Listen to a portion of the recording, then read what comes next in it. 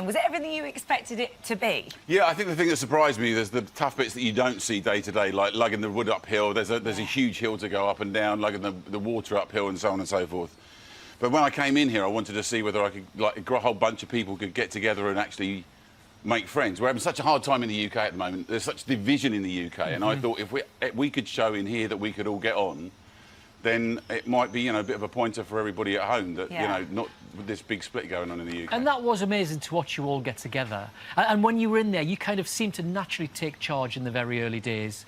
And then Noel came in and kind of changed the dynamic slightly, and I think he enjoyed winding you up a little bit. Did the dynamic change as the time went on a little bit? No, I think so, because it wasn't so much taking charge for me. It was just a matter of, like, I'd done more stuff in the wild than they had, and so it was a matter of basically taking the weight of that. Yeah. Especially the cooking, because what you don't want to do is you don't want to mess up the cooking. No. Yeah. And if one of the younger guys had done that and ruined it or burnt it, they would have felt bad. So I thought I'd take that on my shoulders. And then, as you saw, those skills became transferable, and they're just all brilliant in there now.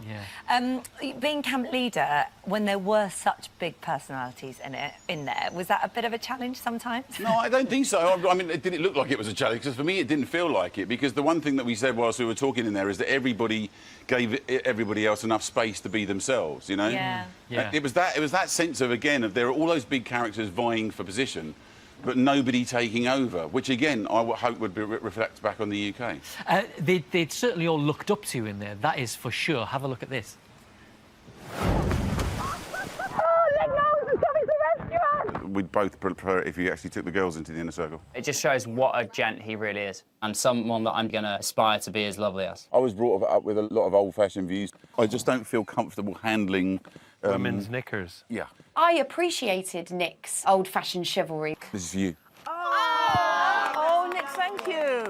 Oh, I mean, so nice. the moment you gave her the pillow, the nation melted. We were all like, oh, my goodness. And Anne was extraordinary. The fact that she came in and spent the first 2 days sort of crying and wanting to go home every hour. Yeah. And by the end of it was singing Mamma Mia and I mean, it was lovely to see. And it just goes to show, if you give time to people, then people can be the best they can be. You get rewarded yourself by somebody being so lovely. Well, Anne wasn't the only one doing a bit of singing in there, because you certainly were too, and you found out some exciting news recently. That can't be true. Well, let's have a look, shall we?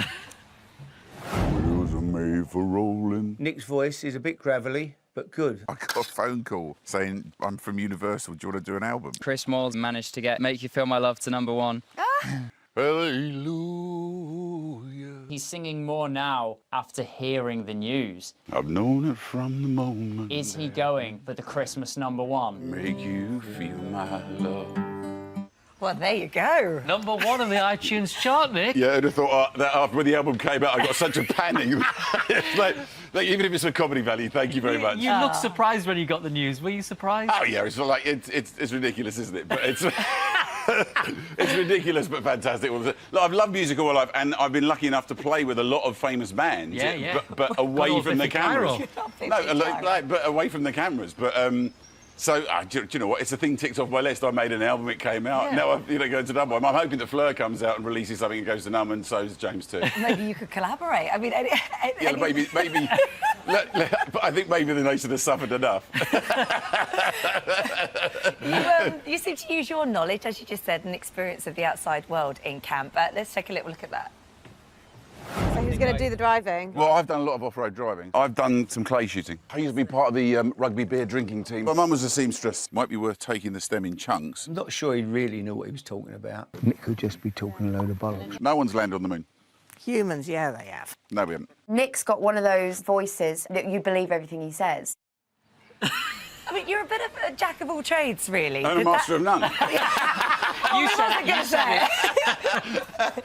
Yeah, no, I've had like some weird stuff. Like, for example, I was making rope in there the other day, and I'd seen someone in Thailand do it, and I thought, well, I wonder whether that'll work, and it did. So, look, I've travelled a lot and done a lot of stuff, and the seamstress thing, my mum was the seamstress, actually was the seamstress, so that kind of, it's amazing what comes in handy after, when you're out in places, and you just try and invent anything you can to pass the time. Because you've said to us a couple of times at the trials that the boredom really got you done there. Yeah. You're not used to boredom. No. So we saw you making games, just making things. We made a washing line that you hung out of Made some rope out of torn up bed sheets and things like that. Was that one of the hardest things for you, the boredom? Yeah.